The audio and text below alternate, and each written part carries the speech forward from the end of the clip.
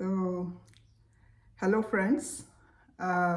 जैसा कि मैंने पिछली बार के एपिसोड को एंड किया था कि शादी के लिए जो है मेरी शादी पक्की हो गई थी और जोर शोर से जो है घर में शादी की तैयारियां चलना शुरू हो गई थी, क्योंकि मेरे जो हस्बैंड थे वो सिर्फ कुछ समय के लिए ही इंडिया आए थे, तो बहुत कम समय था।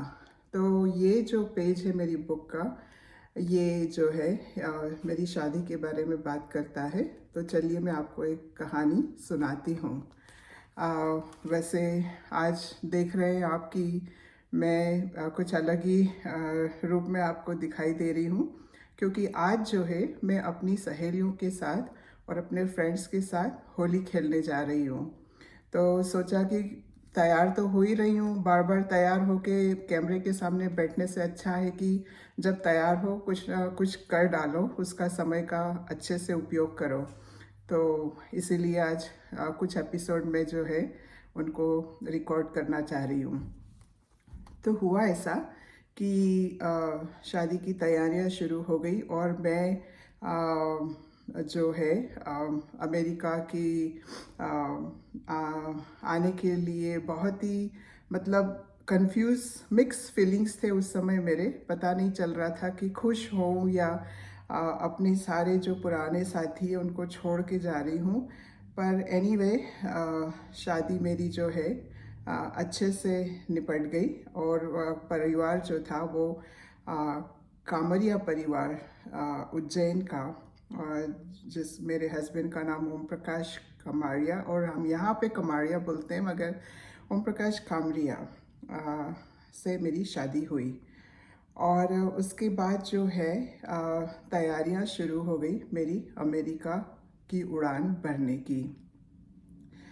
तो 3 महीने जो थे शादी के बाद उसमें, और करीब 2 महीने ही बचे थे उसमें, मुझे पासपोर्ट वगैरह सब तैयार कराना था और अमेरिका आने की सारी तैयारियां करनी थी। तो उसमें काफ़ी बिज़ी रही मैं।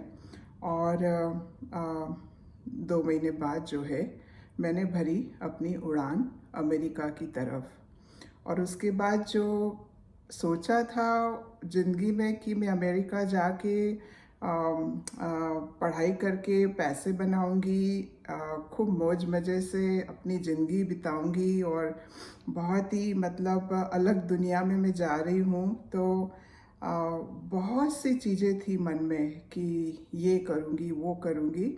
और कैसे अमेरिका में आने के बाद मेरा जीवन आगे किस किस जगह पे मेरे जीवन ने शार्प टर्न लिया और क्या क्या हुआ मेरे साथ, वो सब जो है बहुत ही इंटरेस्टिंग रहा।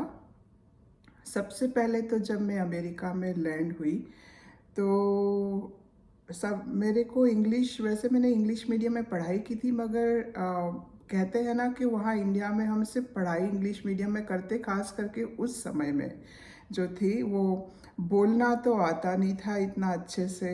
और जब यहाँ आई तो यहाँ की भाषा तो बिल्कुल ही समझ में नहीं आती थी। तो सबसे पहले जो है मैंने आते से ही करीब 2 या 3 महीने के अंदर इंग्लिश स्कूल ज्वाइन किया और अच्छे से इंग्लिश को समझने की कोशिश की कि यहाँ के लोग कैसे बोलते हैं इंग्लिश, क्योंकि हम जो बोलते हैं वो बहुत मुश्किल होता है यहाँ के लोगों को समझने के लिए। तो इंग्लिश की क्लासेस लेके और अच्छे से इंग्लिश सीखना शुरू किया, क्योंकि मैं चाहती थी कि मैं आगे पढ़ाई करूं, जो मैं अधूरी अपनी पढ़ाई छोड़ के आई हूं उसे मैं कंप्लीट करूं और उसके बाद आगे मुझे क्या बनना है उसके बारे में सोचूं। तो मैंने फिर जो है 6 महीने इंग्लिश की क्लासेस ली और थोड़ा बहुत अच्छे से बोलने लगी थी उस समय। और मेरा एक्सेंट भी जो था वो, क्योंकि मैं पहले नहीं बोलती थी इस इंग्लिश, इसलिए एक्सेंट भी जो है मैंने काफ़ी इजीली अडॉप्ट किया यहाँ का और समझने लगी। और कुछ ही महीनों के अंदर जो है मैंने ड्राइविंग भी शुरू कर दी। ड्राइविंग लाइफ परमिट ले लिया मैंने और बड़े मज़े आए जब गाड़ी शुरू शुरू में चलाई।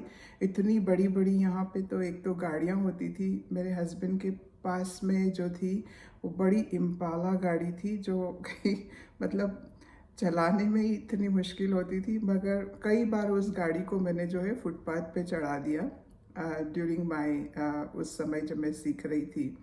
और ऐसे करते करते मैं एक बहुत ही एक्सपर्ट ड्राइवर बन गई। और सो दो चीज़ें अकम्प्लिश हो गई, इंग्लिश आ गई और ड्राइविंग हाथ में गाड़ी आ गई। उसके बाद जो है क्या करना, उसके बारे में मैं आपको अपने अगले एपिसोड में बताऊंगी।